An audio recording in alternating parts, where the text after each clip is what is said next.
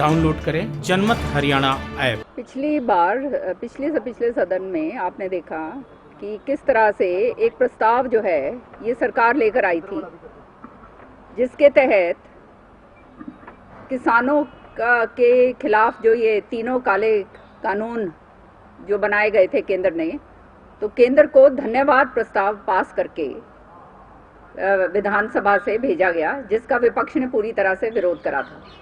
हम लोगों ने उस प्रस्ताव के अंदर शामिल नहीं हुए थे और उसका पूरा विरोध करा था। और सबने देखा किस तरह से माननीय मुख्यमंत्री जी ने सदन पटल के ऊपर ये बात कही थी कि ये कानून वापस नहीं होंगे, नहीं होंगे, नहीं होंगे, ये बात कही गई थी।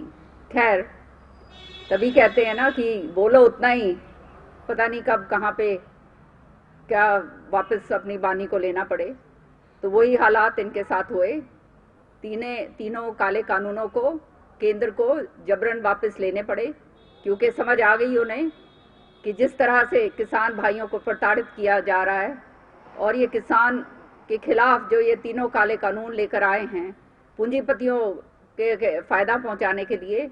और एक साल से जिस तरह से मेरे किसान भाई जो है आंदोलन के ऊपर थे, लहूलुहान उनको करा गया, केसेस उनके ऊपर डाले गए, ये जो हैं वाटर कैनन उनके ऊपर फेंकी गई। तो ये सारी चीज़ें जो हैं, ठंडी में गर्मी में एक साल उन्होंने संघर्ष करा।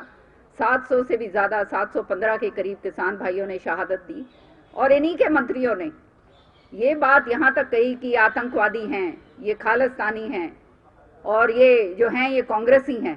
सारी ये बातें कही गई थी, मैं आपको याद दिलवाना चाहती हूँ। आज अब वो उनका मुंह कहाँ रह गया जब ये पूरे के पूरे तीनों काले कानूनों को वापस किया गया है। अब विधानसभा के अंदर आप जानते हो कि मैं कार्रवाई पूरी करती हूँ और अंडर रूल 171 उसके तहत मैं प्रस्ताव जो है लेकर आई हूँ विधानसभा में, पूरे रूल्स और रेगुलेशंस को पूरे मद्देनजर देखते हुए, कि केंद्र को हम लोग विधानसभा इस बारी सिफारिश करके भेजे कि केंद्र जो है एमएसपी का कानून बनाए, ताकि C2 फॉर्मूला जो स्वामीनाथन रिपोर्ट के मुताबिक जो वायदा बीजेपी ने करा था उस वायदे को भी पूरा होगा वो। और हरियाणा जो एक कृषि प्रधान प्रदेश है, हरियाणा की भी जो मंशा है वो कृषि के प्रति जो है क्या है वो भी बिल्कुल साफ हो जाएगी। इसलिए ये प्रस्ताव जो है, क्योंकि ये केंद्र निर्धारित कानून बनेगा, हम केवल एक प्रस्ताव भेज सकते हैं। तो जैसे बीजेपी ने पिछली बार धन्यवाद प्रस्ताव भेजा था, क्यों ना हम इस बार किसानों के हक की बात कहें, जब तीनों काले कानून वापस हो गए हैं, और एक एमएसपी की सिफारिश जो है हम जो है मोदी जी को कर कर भेजें। तो ये जो है अंडर 171, ये रूल 171, ये मैं प्रोसीजर पूरी तरह से सही तरीके से पढ़त लिखत पूरा करके ये मैं लेकर आई हूँ, जिसको आज माननीय अध्यक्ष जी ने एक बात कही कि ये हमारे कार्रवाई के अंदर नहीं है। अरे, जब आप धन्यवाद प्रस्ताव पास करके भेज सकते हैं तो ये प्रस्ताव तो पॉजिटिव प्रस्ताव है, ये तो एमएसपी का प्रस्ताव है, किसानों की हक का प्रस्ताव है। और अब जब केंद्र सरकार ने तीनों काले कानून वापस ले लिए हैं, उसको आगे बढ़ाने का प्रस्ताव है।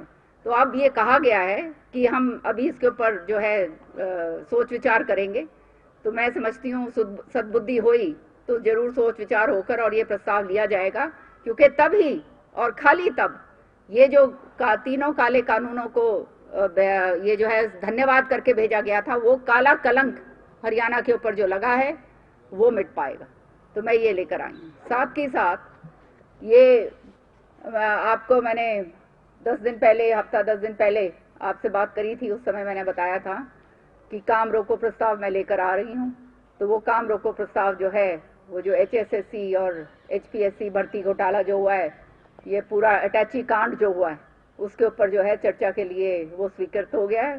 तो ये तो अच्छी बात करी है, क्योंकि इससे जो है सारी बात सामने आएगी, विपक्ष भी अपनी बात रख पाएगा और सत्ता पक्ष भी अपनी बात पूरी तरह से रखेगा।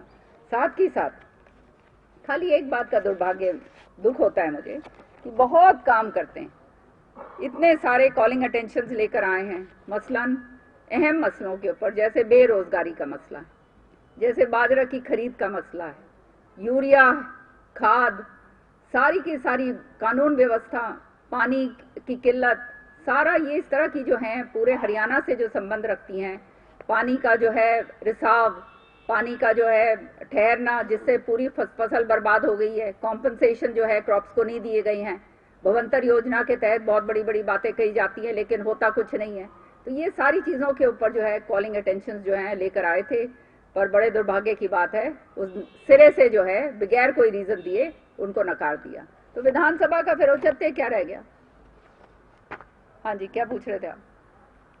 आपने जो ये एमएसपी को लेकर के प्रस्ताव डालने की मांग की थी, क्या और नेताओं ने भी इसका समर्थन किया? जी देखिए, प्रस्ताव कोई भी लेकर आ सकता है, लेकिन कांग्रेस पार्टी इसका समर्थन करती है। अब बीजेपी को भी समर्थन करना चाहिए, मैं तो समझती हूँ, क्योंकि ये इसमें पार्टीबाजी वाली बात नहीं होनी चाहिए। ये चीज़ तो हमारे किसानों के हित की बात है। उन्होंने जो 1 साल की लड़ाई लड़ी, वो लड़ाई का जो है अंजाम पूरा उनको मिलना चाहिए। और जब काले कानूनों को वापस कर लिया है और ये इनका बीजेपी का जो है इलेक्शन मैनिफेस्टो का प्रॉमिस है कि C2 फॉर्मूला के तहत स्वामीनाथन रिपोर्ट जो है वो लागू करेंगे, मैं समझती हूँ कोई आपत्ति होनी नहीं चाहिए। और ये कानून हमने तो बनाना नहीं है, कानून तो केंद्र सरकार बनाएगी। हमें केवल यहाँ से सिफारिश करके भेजनी है केंद्र को, और वो सिफारिश भी अगर करने से हम अगर गुरेज करते हैं तो इसका मतलब ये है हरियाणा की जो बीजेपी सरकार है वो किसान हितैषी नहीं। राजनीति के आगे, राजनीति के पीछे, हर हलचल को जानने के लिए हमारे YouTube चैनल जनमत हरियाणा को लाइक करें, सब्सक्राइब करें और अपडेट रहने के लिए बेल आइकन दबाना ना भूलें। देखते रहें जनमत हरियाणा, सच के अलावा कुछ भी नहीं।